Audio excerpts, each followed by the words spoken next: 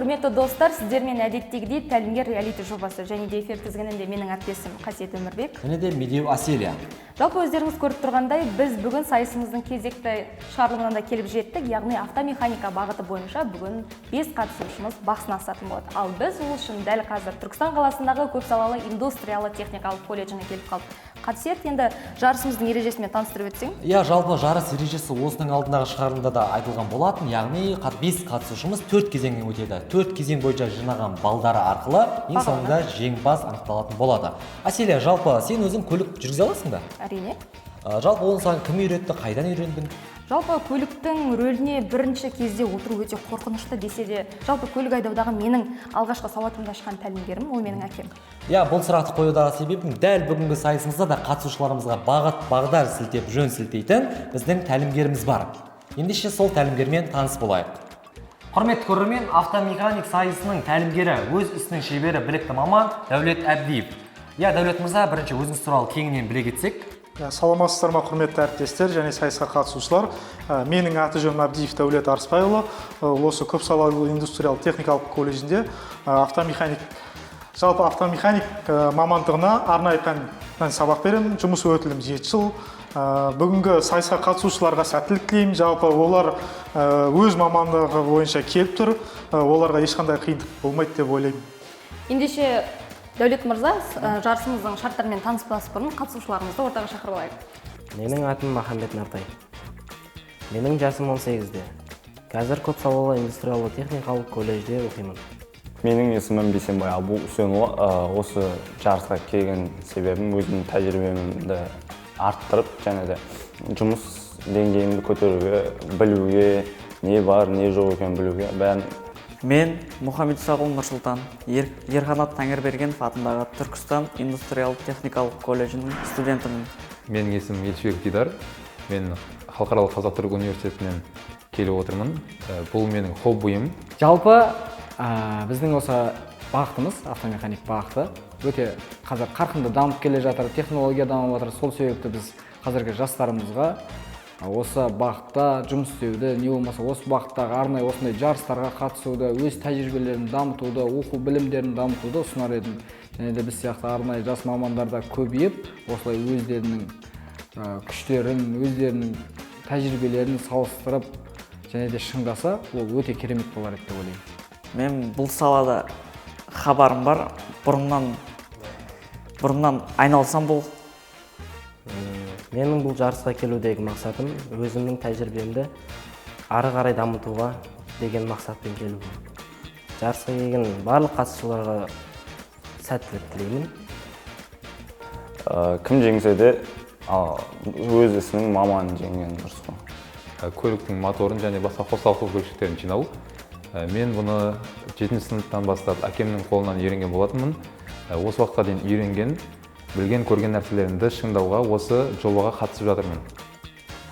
Иә, жалпы құрметті қатысушылар, көңіл-күйіңіз қалай ең әуелі? Жалпы бұл сала сіздерге таңсық емес, бар хабарларыңыз бар. Енді келесі Дәулет мырза, өзіңіз осы сайыстың кезеңін қатысушыларға толығымен түсіндіріп өтсеңіз. Иә, жалпы сайыстың кезеңдері туралы таныстырып өтетін болсам, сайыс негізі 4 кезеңнен тұрады. Бүгін 2 кезеңі болады. ВАЗ-2199 автокөлігін белгісіз қорабын бөлшектеп қайта жинау және Opel Vectra автокөлігін қозғалтқышын, іштен жану қозғалтқышын бөлшектеп қайта жинау болады. Жалпы белгісіз қорабына 1 сағат уақыт беріледі. Қозғалтқышты бөлшектеп жинауға сіздерге 1 сағат 20 минут уақыт беріледі. Сайыс барысында қалай толық нақты қай жерін шашу керек, бөлшектеу керек екенін түсіндіріп, жұмыс орнында түсіндіріп. Жұмыс орнын анықтап алсақ, барлығымыз сайыс әділ өту үшін жеребе тарту рәсімі болса, нарада 4 жұмыс орнына арналған 4 нөмір бар. Яғни 1-ші, 2-ші, 3-ші, 4-ші. Түсінікті ғой, келіп нарадан жеребе таңдасаңыздар жұмыс орнына аласыз. Қызық, кім кімге қарсылас болады екен? Оны жеребе шешсін.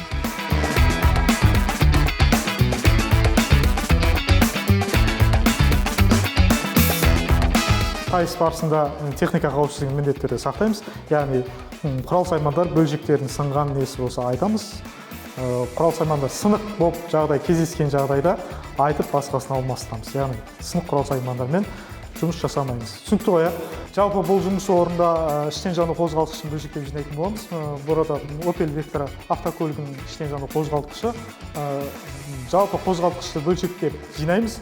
Ең бірінші ременнен бастаймыз, ременді шешеміз, ақтамыз, яғни начетілді шешеміз дағын ақтамыз. Одан кейін газ тарату механизм бөлшектейміз. Тек қана газ тарату механизм бөлек қана головканы ғана аласыздар, қоясыздар. Одан кейін астындағы блоктағы 4 поршынды жеке-жеке шашып аласыздар, қайттан соны ретімен қайта жинайсыздар. Қатысушыларды жұпқа бөліп, қауіпсіздік ережелері түсіндірілді, әдістемелік құралдар берілді. Алғашқы сайысты бастауға дайынбыз.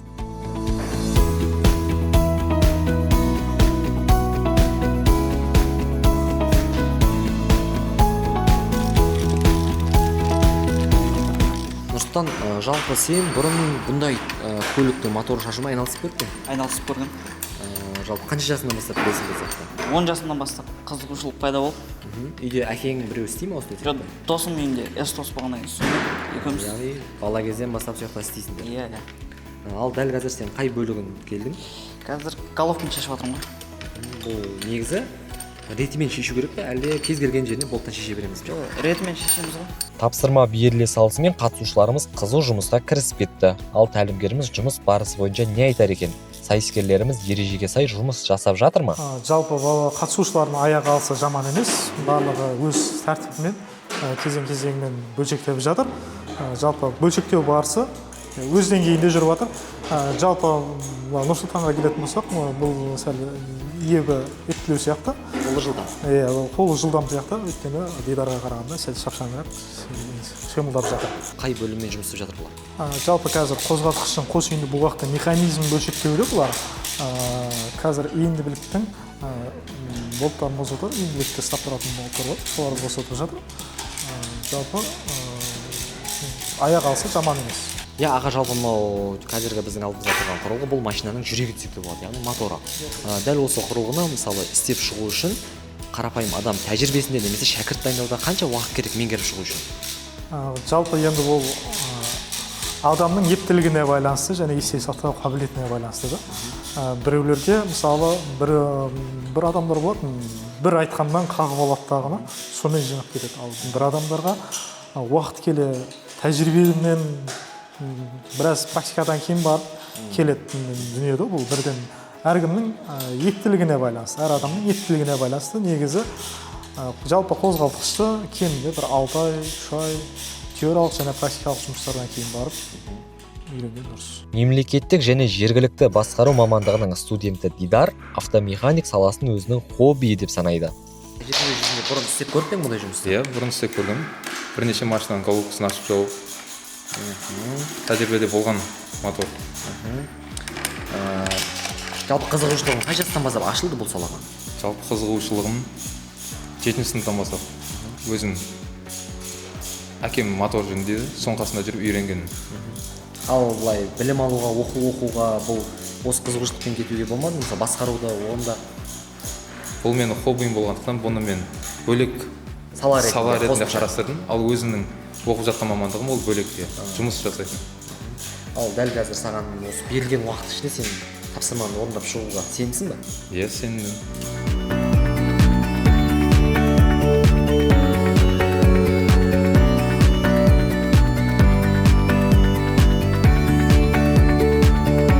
Балдардың үлгеріміне пікіріңізді білдірсеңіз? Үлгерім қалай? Жалпы үлгерімі жаман емес. Негізі 1 сағат 20 минут уақыт берілген. Бір жарты сағаттың көлемінде, енді жобамен жарты сағаттың көлемінде жалпы Нұрсұлтан қатысушымыз шапшаңдық танытты. Бөлшектеу барысында жақсы бөлшектеп, бөлшектердің барлығын орын-орнымен қойды. Мына жаққа қарасақ Дидар қатысушымыз Дидар. Бұл жақта да бұл қозғалтқышты толықтай бөлшектеді. Қайтадан қозғалтқышты жинай берсеңіздер болады, бөлшектерін жинауға кіріссеңіздер болады. Нұрсұлтан бұрыннан мотормен жұмыс жасайтын секілді. Себебі басқалардан қарағанда шебер қозғалуда. Жұмыс барысы қалай жүріп жатыр сенде? Жақсы, оңай жүріп жатыр. Қол үйреніп қалған. Үйреніп қалған, иә. Ал мынау өзіңнің қарсыластарың, басқа қатысушыларды қалай бағалайсың істеп жатқан бұйымдарын? Ол енді мамандығы басқа болғаннан кейін қиындықтар тудырып жатса, түсінемін оны. Мен мамандығым механик болғандықтан маған оңай болып отыр да бұл. Ал сен үшін бір түсініксіз бір құбылыстар болып жатыр ма арасында? Жоқ. Өзім күнделікті істеп жүрген моторымның бөлшектері болғаннан кейін оп-оңай істеп жатырмын. Жаңа бірінші шаштың, енді қазір жинауға кірісіп кеттің. Жинап жатырмын, иә. Негізінен қайсысы оңай емес? Шашқан оңай ма, жинаған оңай ма? Шашқан оңай ғой. Ал осыны шашып жинағанда бір уақыт ұтатындай бір ерекше бір әдіс ба?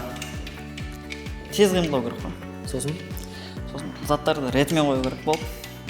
Кейін жақсы. жинайтын кезде қиналмайсың. Сіңе сәттілік. Дидар, жалпы бірінші кезеңнің қорытындысы бойынша сен уақыт жағынан сәл есе жіберіп болған сияқтысың, бірақ бұл әлі ештеңені шешпейді, әлі алда барлық кезең. Көңіл күйің қалай жалпы? Көңіл күй жақсы, керемет. Бір түсінбейтін тұстар болып жатыр ма сен үшін? Себебі енді сен қанша дегенмен өзіңнің бұл салада оқымайсың, бірақ қызығушылығың бар ғой. Иә. Қалай, қиындық туып жатқан жоқ па саған? Түсінбейтін тұстар қатты жоқ. Бір-екі сұрақ қана сұрап, өзім білмеген жерімді біліп алдым.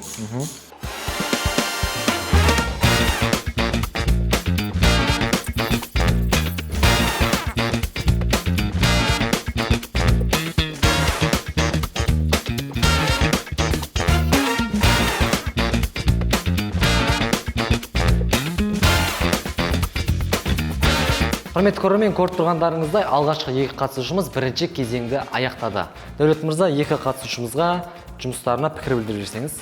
Жалпы бірінші кезең бізде Opel автокөлігінің іштен жану қозғалтқышын бөлшектеп қайта жинау болатындығын. Жалпы қатысушыларымыз бөлшектеу барысында қарқындары жақсы еді негізі. Жалпы бұл қозғалтқышты бөлшектеп жинауға 1 сағат 20 минут уақыт берілген тұғын. Нұрсұлтан қатысушымыз, нөмір екінші қатысушымыз, нөмір бірінші қатысушымыз бір өз уақытынан 3 минутқа ерте аяқтады да, ал екінші қатысушымыз Дидар өз уақытынан 35 минутқа сәл бәсеңдеу аяқтады артқа. Жалпы қозғалтқыш жинау барысында, бөлшектеу барысында барлығы оның тәртібімен бөлшектелді, бірақ жинау барысында біршама қателіктерге бой алдырды екі қатысушымызды. Жалпы Нұрсұлтанға айтатын болсам, газ тарату механизмі, головка дейміз, цилиндрлер бас тиегін, соның қатыру барысында, болттарын қатыру барысында нелерін қатыру тәртібінің сақталмады. Ол сәл ескертілді. Одан кейін зажигание дейміз, зажигание таратқыш білікпен иінді білікті біріктіретін қайсы ременді теріс салып қойды. Одан кейін мына жақта Дидар бауырымыз, Дидар қатысушымыз бұл да біршама қателіктерге бой алдырды. Яғни цилиндрлердің поршынды салу барысында поршындар теріс салып қойды. Одан бөлек жаңағы клатчтер теріс түсіп қалды. Сондай қателіктер болды. Жалпы осы.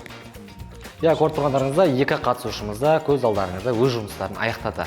Ал басқа қатысушыларға сәттілік тілейміз. Құрметті көрермен, дәл қазір кезекті екі қатысушымыз бірінші кезеңді бастағалы жатыр. Дәулет аға, ең бірінші қатысушыларымызға түсіндіріп жіберіңіз.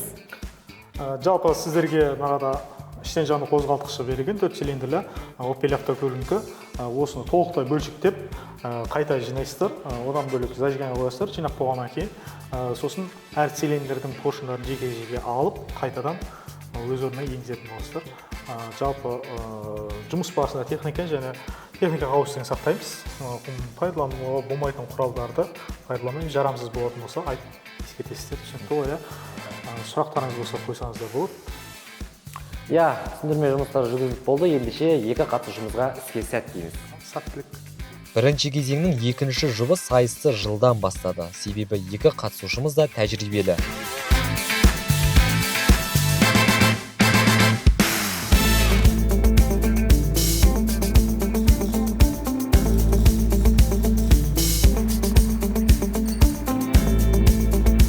Қолым үйреніп қалған бұл тірлікке.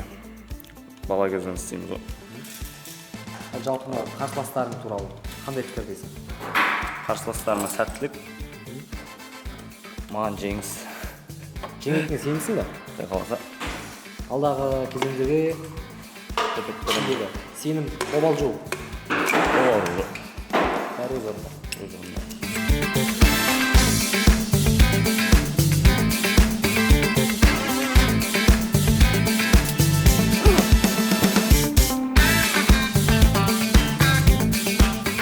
Нартай, жалпы сен қазір қай бөлігіне келдің? Қазір поршындарды калемалдан ажыратып алуым керек болып жатыр. Сол бөліктерді алып жатырмын қазір. Ал жалпы жұмыс барысы қиындық болып жатқан жоқ па саған? Жұмыс барысы маған да қиындық болып жатқан жоқ. Мен де әкемнің қасында жүріп үйренгендіктен бұл уже үйреншікті жағдай да. Үйде қарапайым күнделікті істейтін жұмыс. Ал енді өзіңнің қолыңнан бір арнайы бұзылып тұрған көлікті жөндеп шығарған кезің болды ма? Шығарған кезім болған, әкемнің қасында жүріп, бірақ ол кезде әкемнің көмегімен істегенім бар. Ал қазір дәл қазіргі өзің тәжірибеңде бір көлікті жөндеп шығуға шамаң келе ма? Енді былайынан қарайтын болсақ, жұмысқа байланысты, егер жеңіл жұмыс болса, істеуге де болады. Ол жұмыс машинаның қиындығы жағына байланысты болады. Ал енді дәл қазір қарсыластарыңа деген көзқарасың қандай? Қарсыласыма деген көзқарасым әзірге оларға ештеңе дей алмаймын. Олар да менен де өткен бір мықтылар шығар. Бірақ сонда да сәттілік тілеймін оларға. Ал жалпы жүлдені ұтып алсаң, қандай мақсатта жұмсайсың? Қай жерден істейсің? Біріншіден мен электрик болғаннан кейін мен өзіме не алып алғым келіп тұр. Диагностический аппарат алып алғым келіп тұр. И сонымен дальше жұмыс жасағым да келеді. Жалғастырасыңыз. Иә. Дәулет аға, жалпы екі қатысушымыздың да қазір жұмыс барысы қарқынды жүріп жатыр. Біраз уақыт болды бастап кеткендеріне. Сіз өзіңіз сыртынан қарап бір пікір білдірсеңіз. Жалпы енді бұл екі қатысушы да жалпы басқа да сайыстарға қатысып жүрген қатысушылар өте тәжірибелі. Жалпы екеуі де мен ақпаратым бойынша 3-ші курстың студенттері. Бұл екеуі де басқа қатысушыларға қарағанда шапшаң әрі жылдам қимылдап жатыр қазір. Өздеріңіз де байқап отырған шығарсыздар жұмыс барыстарын. Былайша келгенде осы мамандыққа төселгендер ғой, бейімделе бастаған балдар ғой.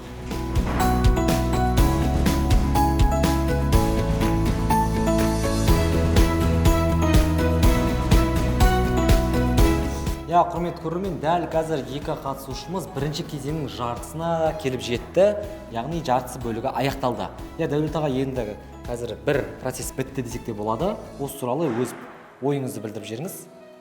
Жалпы қатысушылардың жалпы жұмыс белсенділігі өте жақсы, жақсы қимылдап жатыр.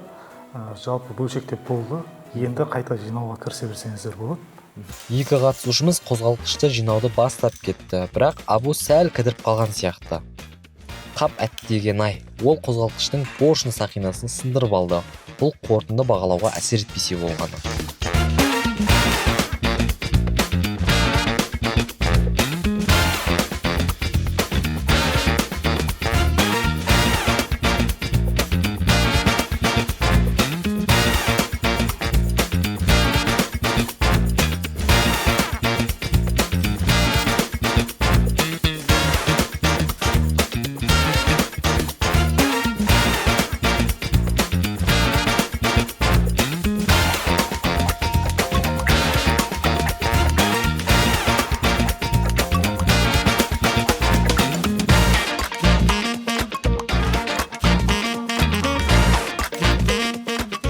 Мен кішкентай кезімнен әкемнің қасында көп көріп, көп не өскеннен кейін әкемнің өзі моторист. Сол мамандығы бойынша мен қасында жүріп үйрендім, көрдім.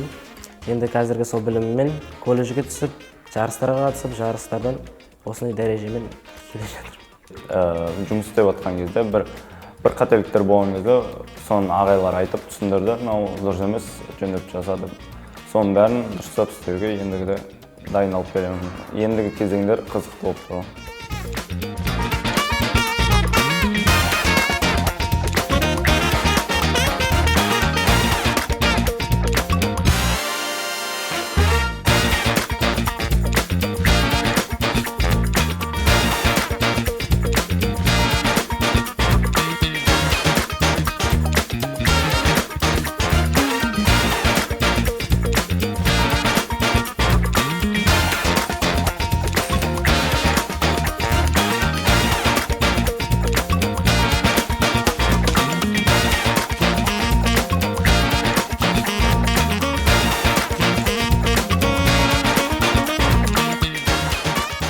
Дәл қазір біздің екі қатысушымыз, яғни Нартай мен Абу бірінші кезеңді аяқтады.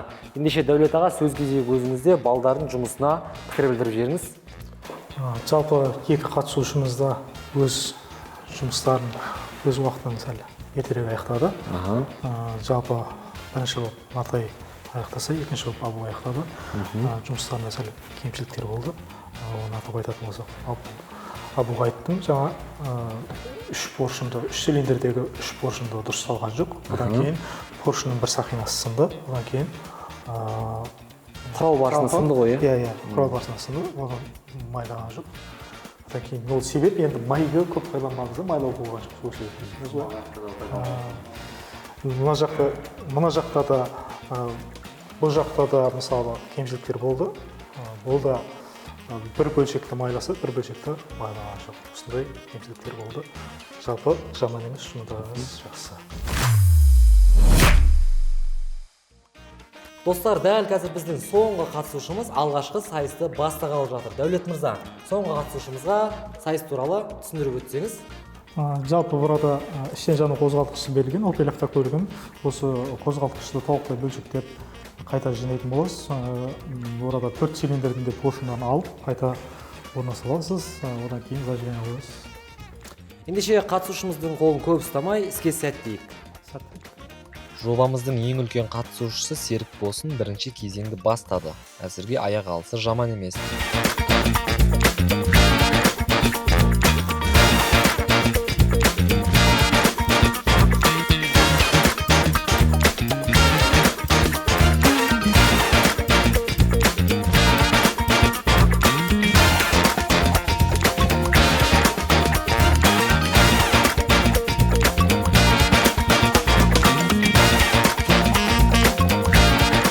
Сіздің ойыңызша бұл автомеханик мамандығы қоғамда сұранысқа ие ма?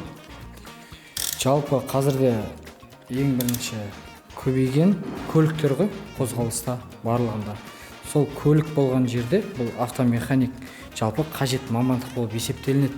Себебі, мысалы ол көлік болған соң, ол техника болған соң бұзылатын жерлері бар, ақау келетін жерлері бар. Сол себепті де бұл автомеханик жалпы мамандығы алдағы уақытта да жалпы актуальный, белсенді мамандық болып қала береді.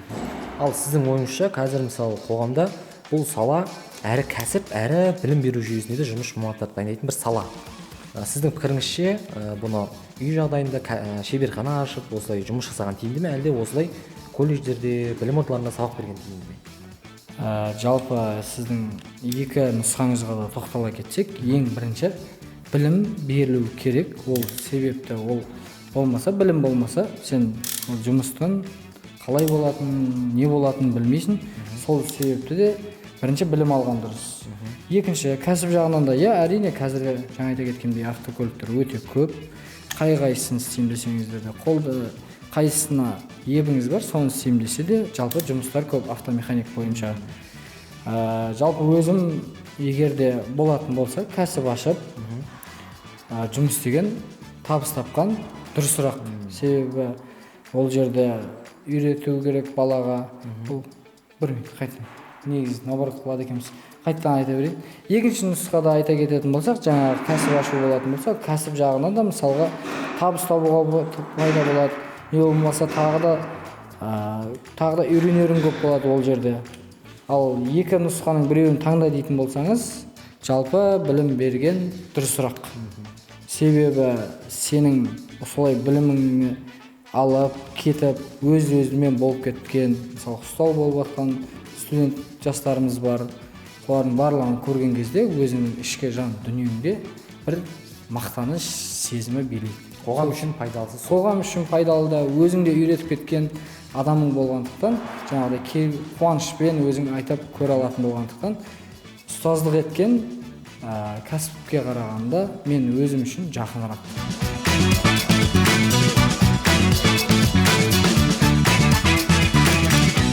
Біздің ең соңғы қатысушымызда қазір бірінші кезеңнің жартысына келіп жетті. Дәулет мырза, тағы да өзіңіз бір пікір білдіріп, келесі кезеңге жол ашып берсеңіз. Жалпы қозғалтқышы толықтай бөлшектеп болды, барлығын дұрыс бөлшектеген. Енді қайта жинай берсе болады. Ендеше сізге іске сәт.